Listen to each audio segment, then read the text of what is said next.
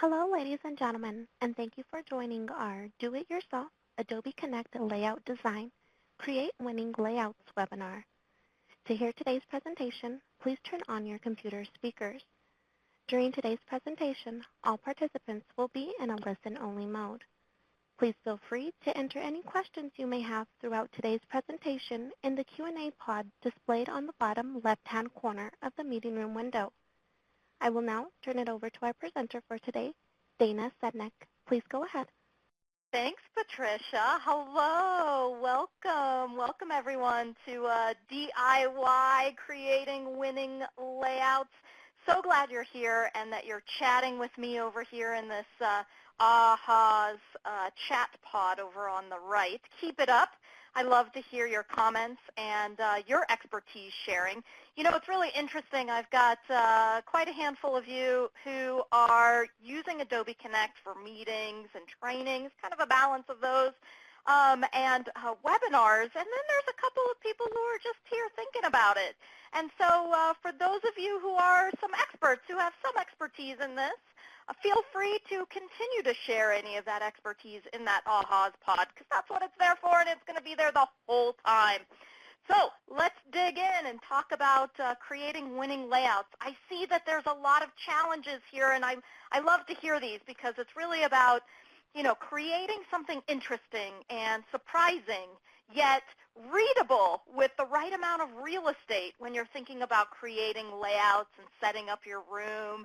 How do you take advantage of some of the pods and make sure that they're sized correctly and adjusted so that you can get the most out of the programs that you're creating? And so these are the very kinds of challenges that we're going to talk about today. So I'm so glad we're on the same page, and I hope that we can come up with some interesting ideas to help you tackle some of the challenges with Adobe Connect Room Setup, because there's some really cool things that you can do. So here's our agenda for today. We are going to talk about creating winning layouts. And you can't create a winning layout unless you have a blueprint to work from. So we're going to start with our blueprint section, and this is really all about getting set up and getting all of the basics in so that you can begin to scaffold and create these amazing layouts that kind of connect with one another and drive a really engaging dynamic session. So let's start with our DIY blueprint. We're going to talk about three things. We're going to talk about creating your base, knowing what pods you're going to use before you build it, and we're going to talk a little bit about designing layout scaffolds, the scaffolds that help make things really interesting as we go along. And in today's session, we're going to do some 3 winning layouts. We're going to cover those, and you'll get to see some of this in action, not only the base and then layout scaffolds. You'll get to see how this works all together. Okay, so here we go. Let's talk first about persistent pods. And what I want to do is I want to channel my inner Megan Trainor. For those of you who are Top 40 Hits fans, it's all about the base when we think about creating our DIY blueprint for Adobe Connect sessions. So think about what you need in your base, because your base is what is going to create every new layout as you go along. As you can see, we have a specific base that we're using today. And you can see it on this computer screen, and then you can see it in real live action, right? I've got my camera and voice at the top. I've got Q&A pod below, and then over on the other side here, this AHA/discussion pod, which is a chat pod. And so when you think about creating a base, I always create this first thing so that I can use it to copy and create from there. This is what allows me to have a persistent pod experience. So this camera and voice, this Q&A pod, and this AHA discussion pod, it doesn't go anywhere. It stays the same as I transition from layout to layout. It's always there and always kind of persistent, if you will.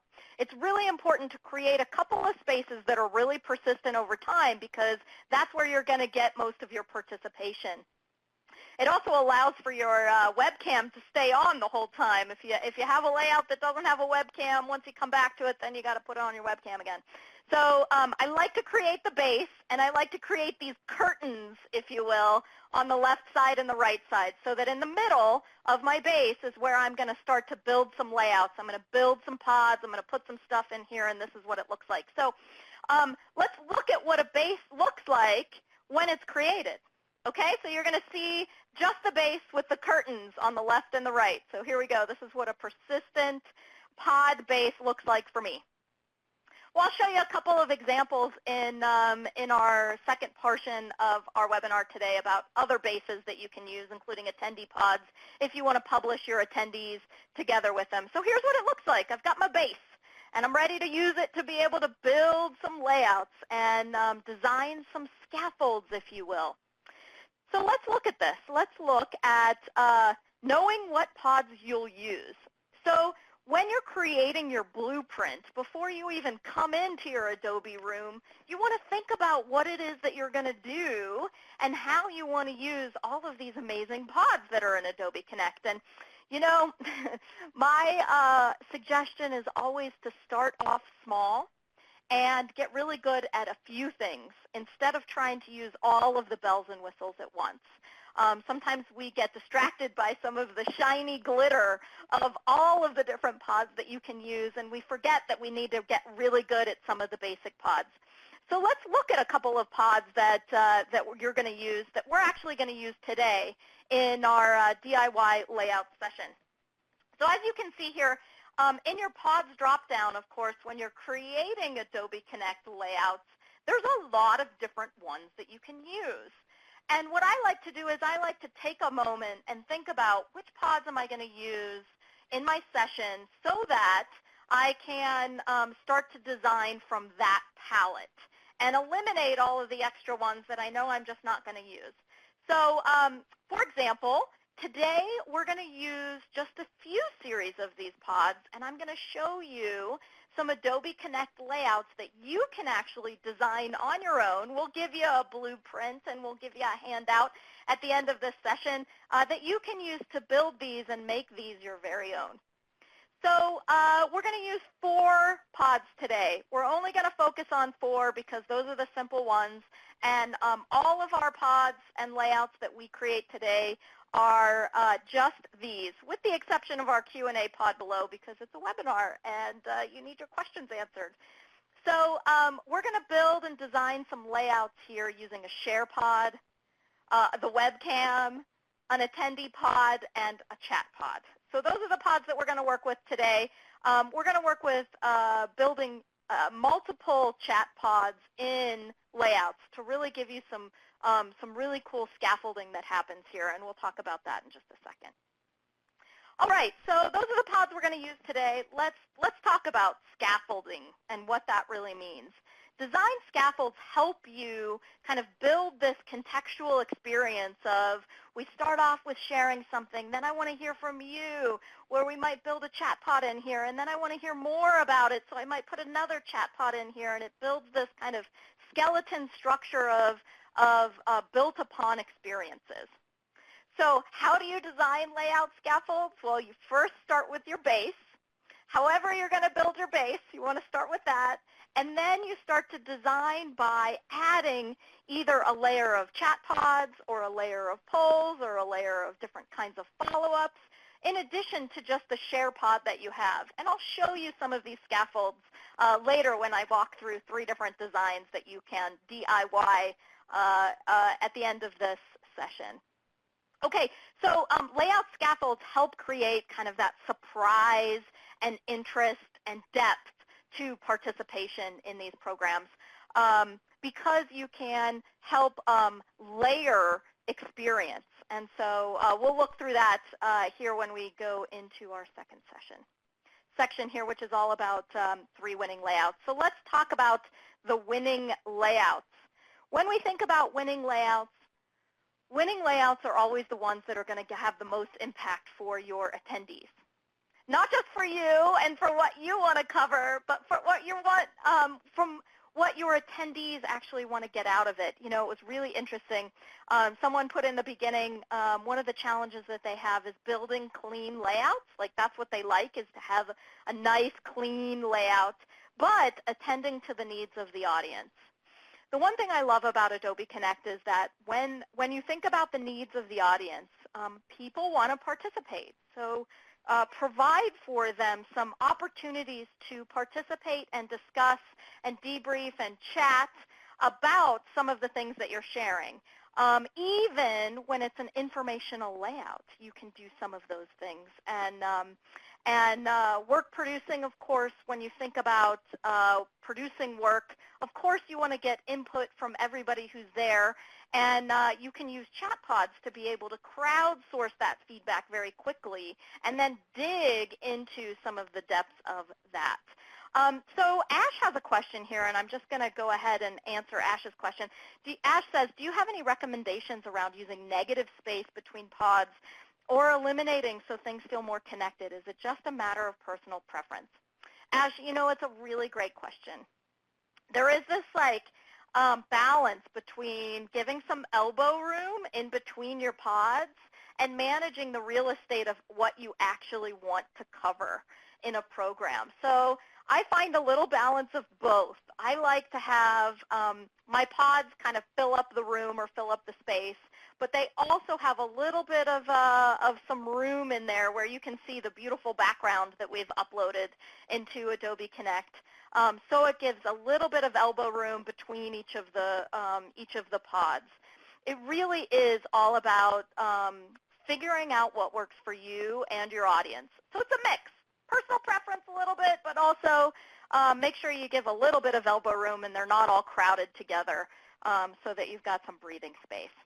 And Brittany's going to answer that question, Jeffrey, about how you upload the background. We'll actually share some additional resources there for you as we go through. So let's talk a little bit about these 3 winning layouts. I want to talk about an informational layout because a lot of you run meetings and trainings where there's some knowledge that needs to be shared before you can get participation. And so when it comes to information layouts, I like to build my informational layouts in a really distinct way. So let's talk about informational layouts first. Okay, so at the bottom here I've got my base. And let me just share with you the pods that I use for my base in an informational layout. So we've got my webcam, so we can share webcam. We've got my attendee list because I want to know who's on the call, and I want to know who is talking if I have any questions or anything. So I put that in my informational layout base. And then questions. It's really interesting in meetings and trainings when I've got, when I don't have the amazing support of MeetingOne helping me answer questions, I actually create a chat pod that I just rename to a questions pod so that those questions don't have to be managed and monitored. I can just see them coming in, which is really helpful, especially if I'm in a meeting and we're like, that's a great question. Let's make sure we capture it so we can go answer it because we might not know the answer. So it's a good parking lot option for anyone who happens to run informational meetings, for example. So I like to change that little that question pod, the chat pod into a question pod.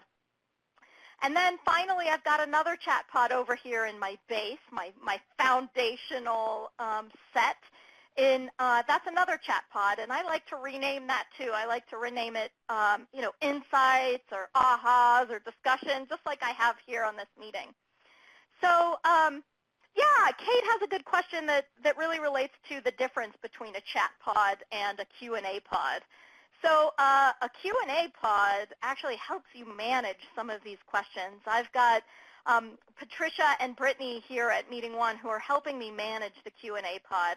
They're answering technical questions. They're answering things that are coming in that don't make sense for me to answer, and then they're assigning me things that might make sense for me to answer during the session vocally, right? So I can help kind of manage those and push out answers, and it's kind of like question and answer together. But with the chat pod, it's more of a running, streaming kind of list. Just like over on the right, we've got this big list of people who've shared with us where they're calling in from, and they're sharing links. Thanks, Brittany, for sharing that link. And so a chat pod is more like a running list. It's a little bit different, and it's really about a preference. I like to just make sure that I have all the questions kind of come up and pop up. It's a little bit easier to manage when it's just a team of one in a meeting versus a full team who's helping me with question and answer. I love the question and answer pod for big webinars when there's a lot of people. Really, really helpful. I like to have the chat pod renamed to a questions pod when I'm just in a meeting with a small group, because it doesn't matter. I don't have to sift through it. We just have to make sure we capture it together. Okay, so these are the informational layout sections, and then there's one more that I like to add, of course, which is our share pod. And our share pod is all about sharing information. Usually it's a PowerPoint in many cases. And I like to put my PowerPoint in that's only going to be the slides associated with the layout that I have.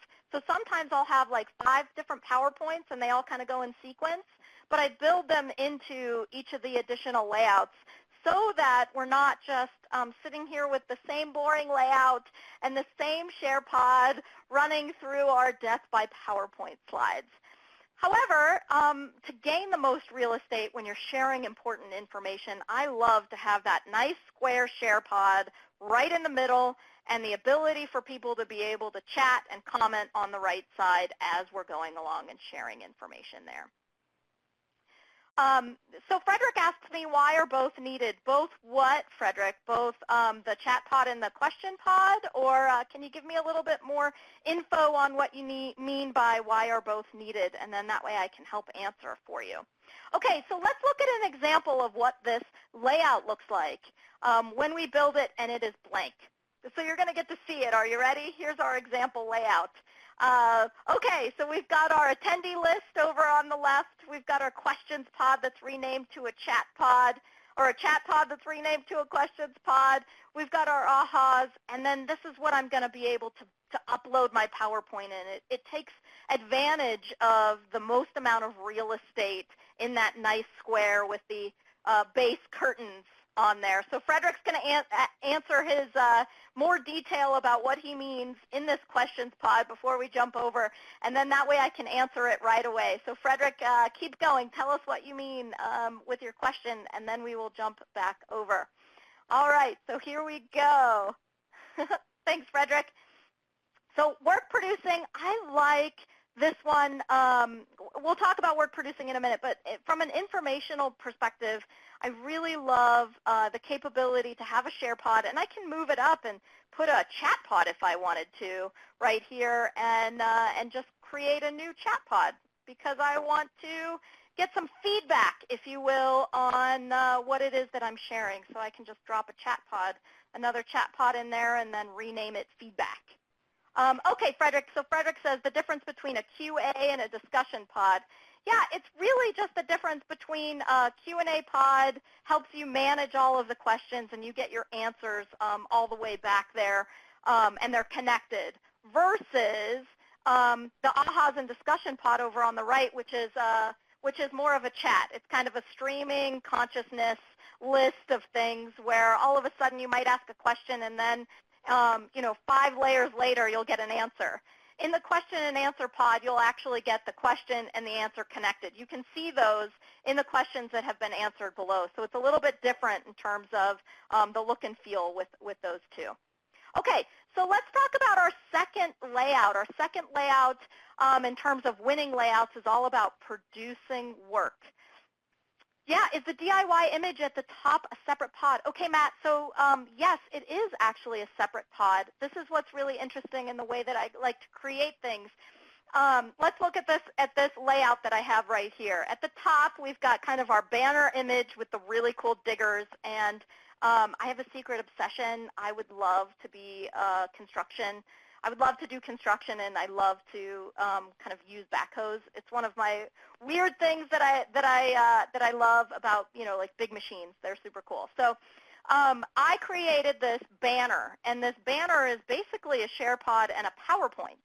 And this PowerPoint is just sized to be, instead of a square, it's sized to be a long rectangle. And I use that long rectangle to start to create banner headers and titles. So really what you have here on the inside of our base, so we've got our curtains, we have 2 share pods. a share pod at the top that is sharing a PowerPoint that is sized to be a rectangle. And then we have another share pod at the bottom that is this computer screen that we're looking at, the work producing layout, that is a regular PowerPoint size. So it is more of that kind of squarish PowerPoint size. So there you go. So Matt, it's a separate image. It's a separate share pod. It's just another way to create some interesting layout designs. So there you go. Okay, so work producing layout. Let's look at our base. We use a webcam.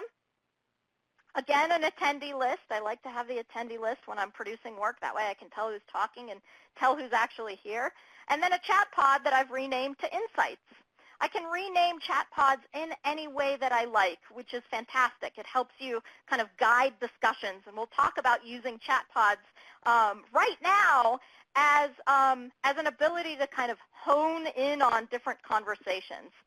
So here is a work-producing layout that I love to use. I create a share pod that is a little bit more rectangular at the top that allows me to share some content or a piece of work that we're working on or something that we need to review or some kind of image that helps us kind of connect with what we're going to talk about at a moment. So I like to share information in this share pod.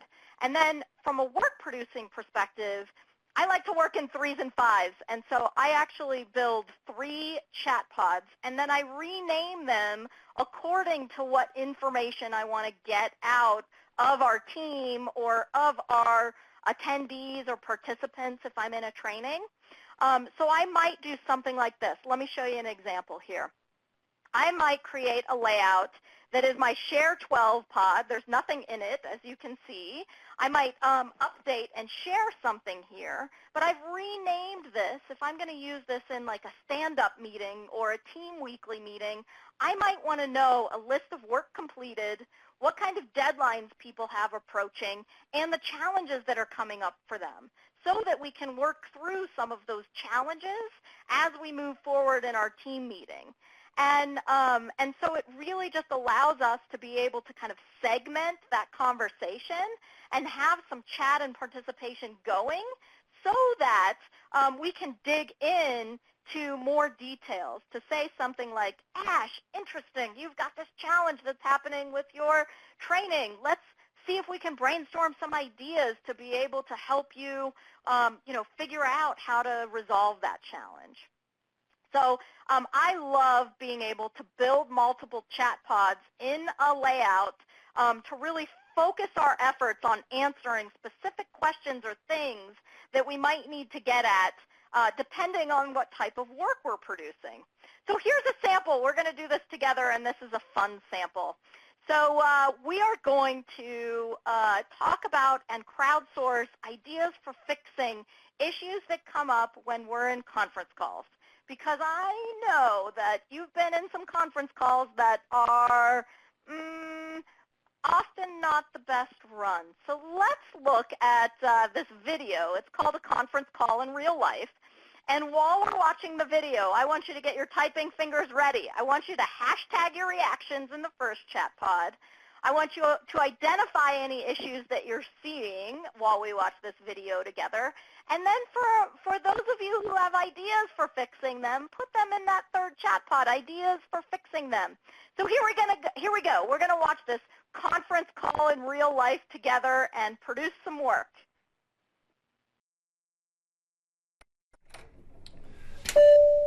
Trip Crosby has joined the meeting.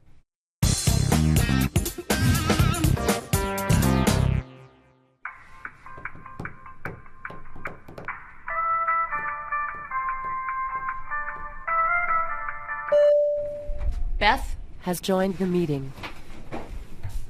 Hello? Tyler? No, this is Beth from ICS. Oh, hey, Beth.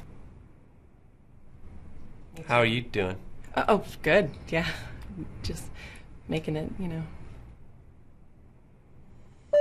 Tyler? Has joined the meeting. All right, well, this is Trip. Who's here? Tyler's here. Beth's here. Okay, the purpose of today's meeting is to discuss the... Yeah, I'll be able to do it in like 30 minutes. John? Has joined the meeting. Hi, John. Hi. I was just trying to go over the purpose of today's meeting, which is to discuss the Tyler? has joined the meeting. Sorry, guys, I got cut off. Is Paul here? Send him an invite. Put in your access code. No. That's your PIN number. It should be a 9-digit number. Try pressing the pound key. Paul. Has joined the meeting. Any questions before we move on? Yes, this is Beth. What's our best plan of attack for the second quarter? I Question think what actually. we should do. Oh, Go ahead. Oh, I think Well, what we should do. it is actually really depends on diversify. how you look at it, 'cause and the really re- come. Go ahead. Go ahead. I think Given what we- sales, what we we're at really- a... I think Let me just say that Okay. was a great graph, John. Tyler? Well, my main concern with the projections from last year was that they're just insufficient. I mean, they're not even taking into account. Did we lose Tyler again? Hello? John, are you guys taking distributions? John? Oh, my bad. I was on mute. Let me start over. So I've prepared a presentation. I'm sharing it with all of you. You should be able to see it on your screen right now. Got it. I don't see a link anywhere. It says I need to download a plugin. We are all using Macs, I'm assuming. Yeah. How can you? Financials are looking great. Paul, do you have any comments on staffing? I was thinking about that because we get a few more contractor types in. Hold on, I'm sorry. Rex, get down! I don't know. I feel like when I looked at the numbers last quarter, that I couldn't really tell a huge difference. So if we were to really tighten that up, then I don't To me, staffing is a huge impact. that? Is that me? Is that me? It's not me. I don't think. I just want to go over a couple of details as we move into our next section here. We got 3 new departments coming on board. Break it up a little bit, guys. By the end of Q3. Driving to So the dead I need spot. everyone to give me detailed evaluations each Sorry, month guys. so that we know. That's it, guys. Beth, you'll send out a recap email that could have basically taken the place of this whole meeting, correct? Yep, always do. Yeah, thanks for doing that, Beth. Dave, you been here the whole time? Yeah. Huh. Well, thanks everyone once again. Oh, one more.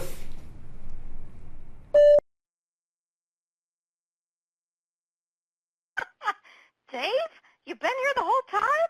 If you had an attendee list, you would know that Dave was here the whole time. Okay, wonderful.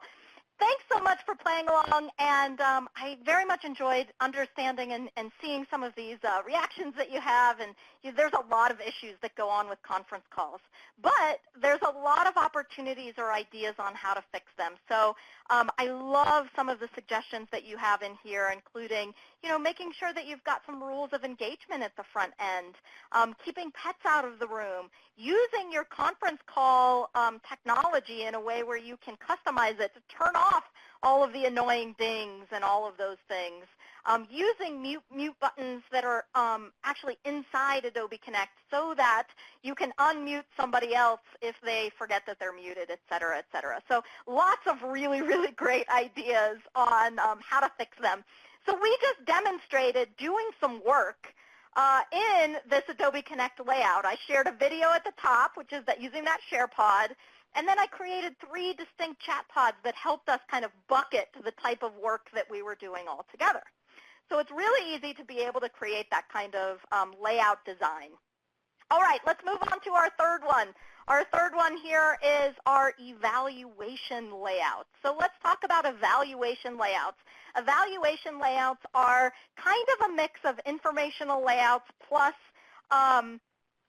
maybe a little bit more of, instead of getting information out, you're actually looking for information to come in. So you want maximum participation. You want your audience or your team to give you actual input, feedback about what's working, what's not working, about what they liked, about what they didn't like. Maybe you're doing like a product review and you need to get some information about what stood out and what didn't. That kind of information so that you can kind of begin to gauge the collective consciousness of your attendees, whether it's in a meeting, whether it's a training, to really start to gauge whether or not they're getting the knowledge acquisition that is important. All different kinds of uses for the evaluation layout. This one is my favorite because it is the one that people most often forget because we always start with like, as a presenter, as a designer, as somebody who's going to do this, how can I share my information with you? And the evaluation layout flips it on its head. It really is about how can you share your information with me, and in a really kind of design way. So let's look at this. Let's look at our evaluation layout. It starts with our base. Do you guys see a theme here? And our base is camera and voice, so I keep the webcam up. I've got a chat pod that I've renamed to questions instead of the question and answer pod. You can use the question and answer pod in your layout if you want to as well. And then I've got our chat pod over here that actually I just renamed to an insights pod. So I got my base curtains. And then in the middle, what I'm going to do is I'm going to design some questions using chat pods in a way that allows me to create an experience that is the same way that people think.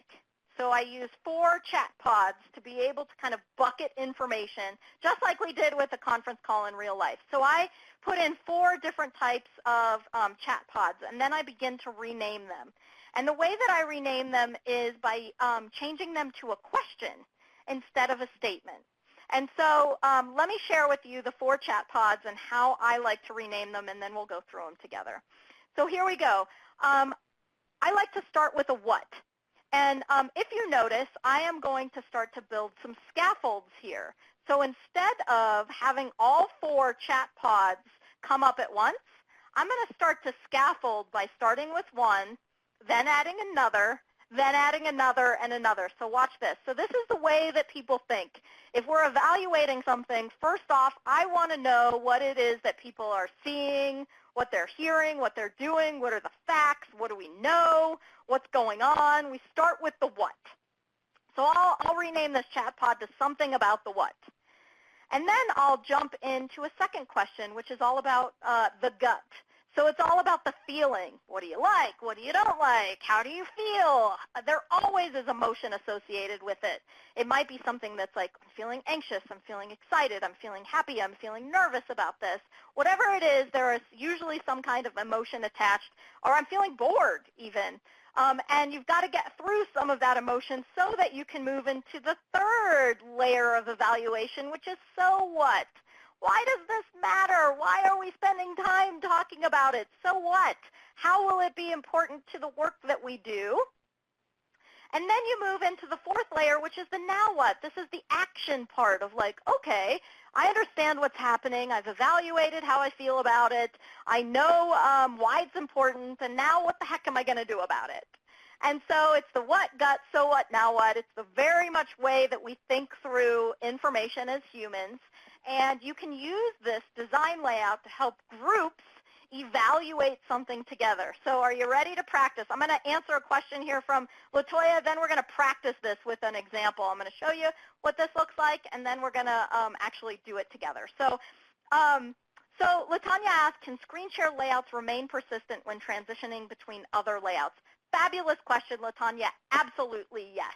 So when you think about scaffolding something, I'm going to show you how this works, LaTanya. I'm going to go over to our example here because this is what I build first, and then I create a carbon copy of it and then start to take away pieces and then move them up. So they give you this experience of some pods being persistent over those layouts and some pods being new over those layouts. So you'll see in this one, I'll have a question about the what. The what is going to stay in the next 5 layouts that I move through together so that they become persistent over time. So let's look at this example of evaluation layout. So this is what it looks like. You can see that I've got chat 3, chat 4, chat 5, and chat 6. I've created this layout because I am going to work through and carbon copy this layout, rename these chat pods a what question, a gut question, a so what question, and a now what question, and I'm going to go ahead and use those to copy and then create this experience.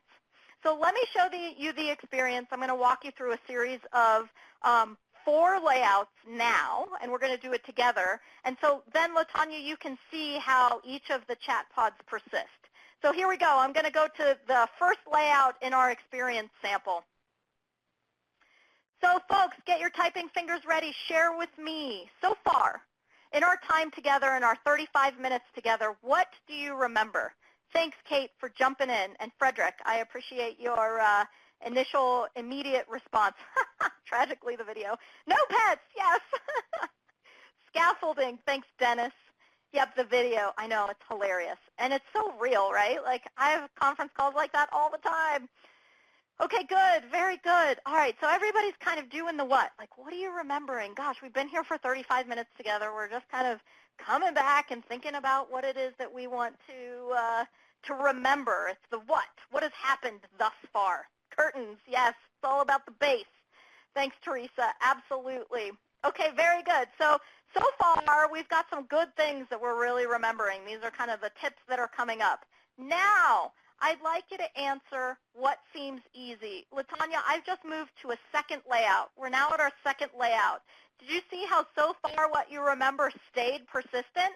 And now all of a sudden this new pod, which is the feelings pod, popped up. All that was I created that base layout of my 4 chat pods, and I deleted all of them except for the second one and put that in the right order so that they start to cascade or scaffold with each other. So Robin and Paula and Rebecca and Jen and others are sharing with me about what seems easy and what seems hard. So if you've got something that seems easy, make sure you write it or call it out with "this is easy." And if there's something that's hard, make sure you write it out or call it out like "this is hard, this seems hard." So Jennifer says, remembering to make layouts that lead you down a process the way you could direct in a room seems hard. Yeah, absolutely. Creating the right sort of base, Michelle says, seems hard. Well, Michelle, you know what? We're going to give you these bases as examples that you can try out on your own. That way you don't have to create your curtains and think about it too hard. You can just try one of these. And once you try it out, you'll see which ones start to work for you and which ones don't. Very good. Oh, Jen says, hard, taking notes fast enough. Okay, Jen, well, here is the secret to some of that. We will share out this recording, and you can jump to any of the sections that are necessary. And we have some really handy takeaways that highlight each of the things that we've been doing, including a step-by-step process for how to create these 3 layouts. You're going to get it at the end of this session in about 10 minutes. All right, very good. Yay, I'm so glad you're happy, Jen. Okay, awesome. Responding to where participants are leading without going completely off topic. You know, Michelle, that's a really interesting part about what is hard and different about next generation learning design or meeting design is that for folks who did not grow up in the kind of digital age where they have to sort through all kinds of things coming at them all at once, it does feel a little bit hard when you're not used to it. But for those who are those digital natives, this is what they do every day. They look through a series of all kinds of crazy conversations, weed through it, and determine what's important to them at that point in time. So it's a little bit of a different mind frame or a shift in your thinking to say, okay, I don't need to pay attention to everything that's happening here. I only need to find the things that are important or relevant to me. Everything else, I can be like Elsa and let it go, right? Like, I don't need to take in everything that's happening, side conversations, any of those things as it moves along. And then Carinza has a great question over there on the bottom right. Do you recommend an agenda? You know, it depends. It really depends on what it is that you're doing. I like to set an agenda because I like to come back to it and say, okay, here are the things that we covered today, right? So yes and no. It depends on the type of thing that you're doing. All right. So we've got a good conversation about what seems easy and what seems difficult. I'm going to move to our third scaffolded layout, which is the so what. So if you think about using some of these DIY layouts in your own design or in your own Adobe Connect sessions, how would it or how might it make a difference for you? How might it make a difference in some of the challenges that you addressed earlier or some of the things that you've got going on in the way that you're designing and developing Adobe Connect sessions? How might that make a difference? So we'll wait for our multiple attendees to share with us how this might make a difference. this is really the so what, right? Like we are evaluating the experience of being on this webinar today. We're in a little bit of inception here, a play within a play within a play. But it's helpful to really be able to see how these layouts work in action. Okay, so a lot of efficiency. Yes, absolutely, Michelle. You can create one thing and then carbon copy it and use it again and again and again. It's all about the base. The base will help you with your efficiency. It'll help you with without getting all of the wiggles. If you try to recreate something that looks the same, it won't be exact in your next layout. So just use a different layout and carbon copy it, and then delete any of the things that you no longer need in this new layout. All right, let's see what else we've got. Oh, yeah, cost savings, if you can deliver it effectively via technology. Absolutely, Jen. You know, there are some things that I would venture to say can be more effective in a virtual meeting than it would be for face-to-face. So, for example, if I want to get feedback from 100 people on you know, some project that's going on, I could do it in a series of 5 minutes or 6 minutes in a virtual session by using a series of multiple chat pods, where it would take me a handful of hours if I were face-to-face with those 100 people. Which chat is used when five are in use? You know, Frederick, you can just create a whole bunch of chat pods. Anytime you create a new chat pod, it comes up with a new name, a new number, and then you can just rename it to whatever you want.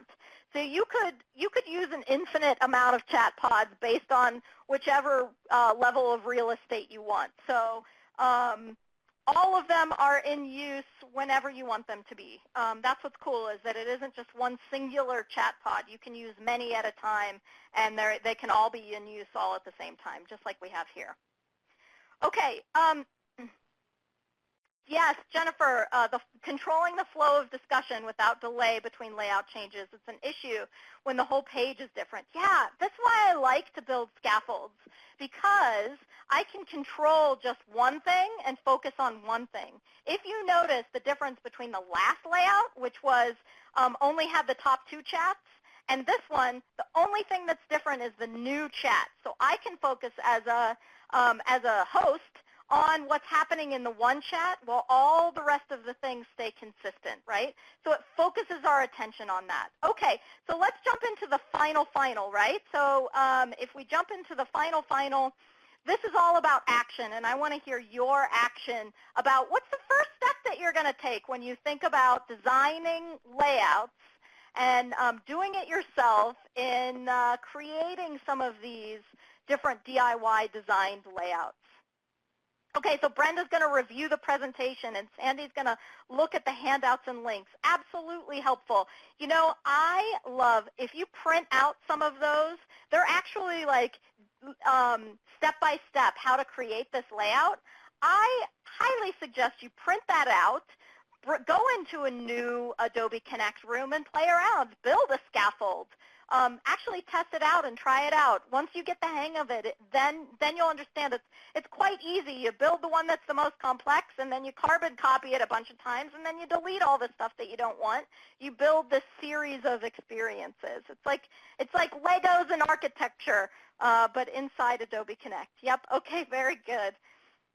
Yeah, play with it a little. I love it. Very good, Dorothy. Thanks so much. I really love that, to be able to pull in.